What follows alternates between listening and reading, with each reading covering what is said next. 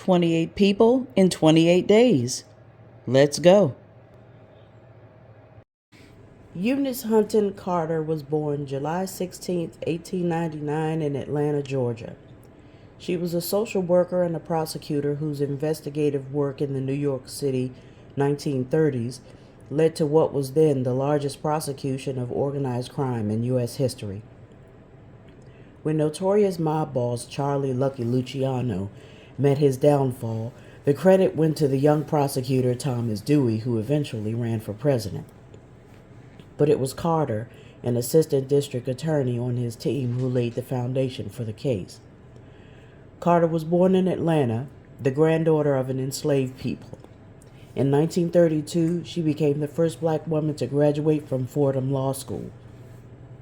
At that time, very few lawyers were black or women, let alone a black woman.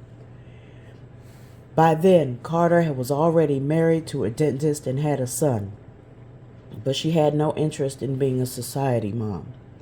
She soon became the first African American woman in New York State to serve as assistant district attorney. As the only woman on the Dewey team, which had been assembled to fight organized crime, she was regulated to mostly prosecuting crimes against women, such as prostitution. But while doing so, she discovered that this bothers the United States of America and in New York, and everything was controlled by Luciano's mob. And they received a share of their earnings in exchange for legal representation. She painstakingly investigated skills that brought the case against Luciano and led to his conviction in 1936.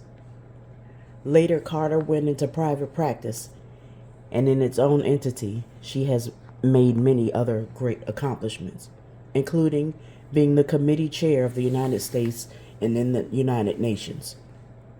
She died January 25, 1970 in New York City at the age of 70.